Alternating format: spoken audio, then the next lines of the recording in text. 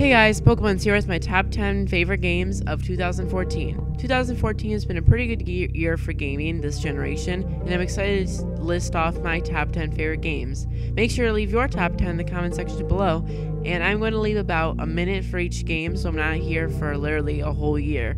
So, thank you for watching, and I will start off with number 10 right about now.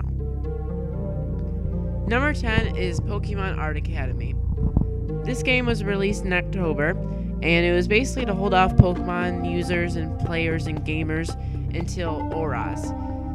This game was pretty good, and you got to learn how to draw each Pokemon, and most people just trolled and drew the worst Pokemon they were good. But it was pretty fun to go around and draw every single Pokemon and make really cool art, especially if you like art like I do, and I take art class, and I really want to learn how to draw Pokemon because I love drawing anime in general. So it's really entertaining to draw Pokemon and learn how to as well. So if you're a Pokemon fan and an art fan and you like to draw, I definitely get this game. You have a wide variety of colors and templates for Pokemon. Number 9, for all you Naruto fans, just like me, Naruto Shippuden Ultimate Ninja Storm Revolution. This game was really enjoyable, and it came out early September 2014, and it had one of the biggest, and I think the biggest, Naruto rosters for 2014, and the biggest ever in Naruto games. This game was really enjoyable because you had a variety of stories to go through in the story mode, like the birth of the Akatsuki, and it was really easy to unlock all the characters, and you got past characters that you could never play before. Fighting-wise, there was a few new modes like team battling and free-for-alls, and that was really fun to play. Shut up! Random construction back there. Anyways, you had different modes like team battles and team combos, and that was really enjoyable to see your favorite Naruto characters use and combine their powers together to make an ultimate combo. Overall, it was just really enjoyable to fight and go online. Not much different than other games, but a few new modes was just what Naruto games needed. Number 8 is Yoshi's New Island. Yoshi's New Island was released either April or March, somewhere around that time, and it was one of the only games released at that time for 3DS. So it was really fun to go and buy this game at GameStop. And basically the game is Mario, but with Yoshi. It kind of plays exactly like a Mario game. That's why I didn't put it too high in this list, because it kind of feels like a clone of a Mario game, but with Yoshi textures. But it did offer some new things, like Yoshi can transform to do a various amount of like objectives and go through the map. So that was pretty fun to go through. Yoshi can shoot eggs, and I've never personally played a Yoshi game. This is why it was all surprising to me. And going through all the colors of Yoshi was fun too. But besides that, it was kind of just a Mario game, and it was still enjoyable because I like Mario games.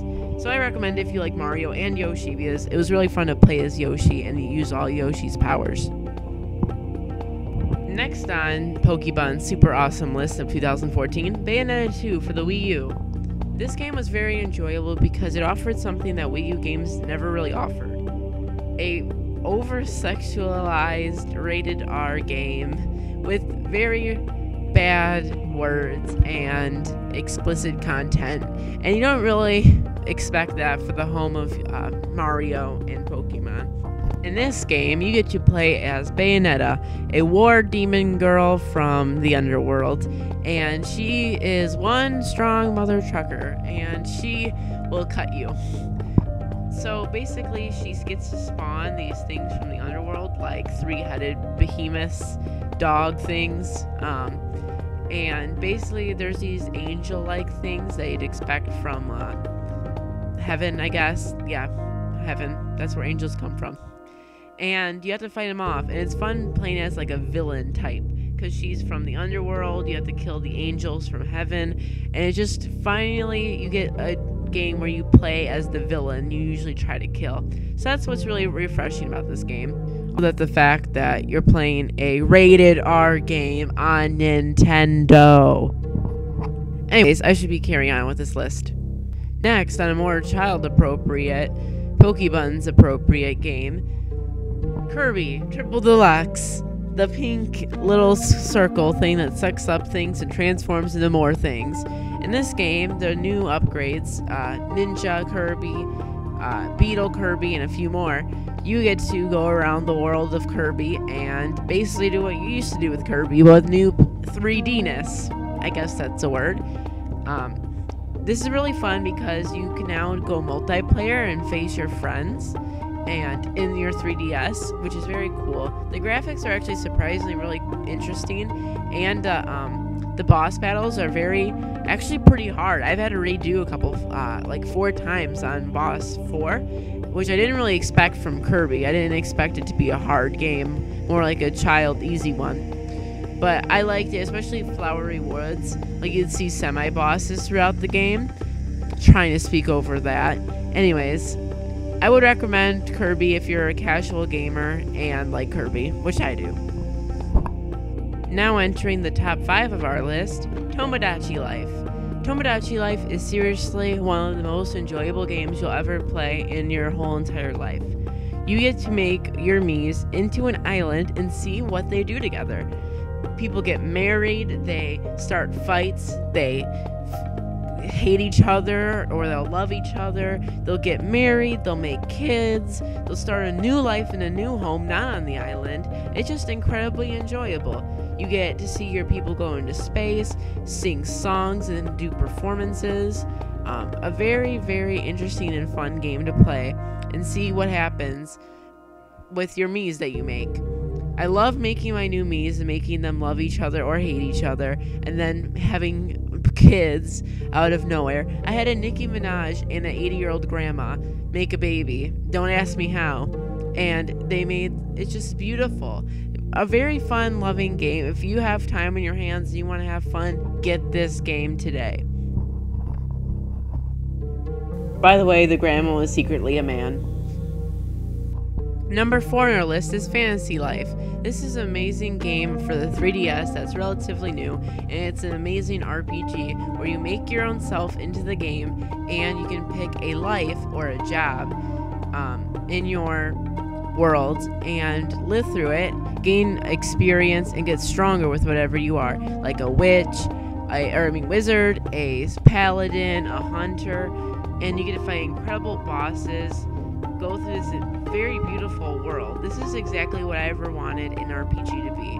I made myself into the game and made myself into a wizard. I'm a happy little wizard now, aren't I? The world is great. It's fairly large, and there's so much to do in the game. You get so much story, so much free fighting. I rarely recommend this game if you like RPGs and want to see yourself as a paladin in game life. Number 3 on this list is fairly hard to put here because it is a remake, and I don't really want to put a remake number 1, so I put it number 3. Omega Ruby Alpha Sapphire is a remake of the original Ruby and Sapphire on the Game Boy, and they did an incredible job making a not good graphic region into a beautiful region in 3D. It has so many different places to go and places to be, and then has the Delta episode on top of it, a great after story. They had a lot of add-ons, like in the Navigator, where you can navigate Pokemon that you never could before and see them in full detail. Overall, this game is just extravagant and well played, and I really recommend it if you like Pokemon, either if you've had the game before or never played Ruby or Sapphire. Number 2 on our list is Mario Kart 8 for the Wii U. This game really, literally, and figuratively saved the Wii U. It was in a pit of darkness with nowhere to go. Poor little Wii U is about to get eaten by a monster, and then Mario Kart 8 in its full iron armor came and swooped it out of the darkness and saved it from the Dark Dragon, known as Sails. And basically, this game, especially in all their new add-ons, like the gliders, the being able to swim underwater with your Mario Kart. It'd just be kart, right? Not Mario Kart. Anyways, you have great graphics. Your twists and turns are a lot improved. Great new maps. The visuals are just incredible. DLCs, being able to be from other games, Animal Crossing. You get to be Link. That's just incredible. Biggest character growth If you have a Wii U, get it. I mean, get it now. Cancel your daughter's pony that you bought her and buy Mario Kart 8 right now at GameStop. Get in the car. What are you doing? And number 1, Super Smash Bros. For the Wii U and 3DS. I'm sure you should have guessed that, at least somewhere in the top 10. If it's not in your top 10, what's going on? Seriously, what's going on? Anyways, this game is incredible. Everyone has been waiting for this since the Wii U and 3DS have been announced. You automatically knew that a Wii U game of this was going to come out and everyone would love it. And everyone does love it. You have new access to making your own Miis into a fighter. Amazing roster, including Rosalina, Palutena, Mega Man, Pac-Man, so much new great characters. Amazing online play and graphics. Visuals are on point. Did I mention they added a Greninja? Anyways, great new maps. Amazing maps. Just incredible. New Smash Tour and Smash Run for the 3DS. Smash Tour for the Wii U. Just an incredible game. Definitely the best game of the year. For sure. Got over 100 hours played already from me. What's your top 10? Comment down your top 10 in the comment section below, and subscribe to Pokebuns. Follow me on Twitter at Pokebuns YouTube, and have a great 2015. Bye!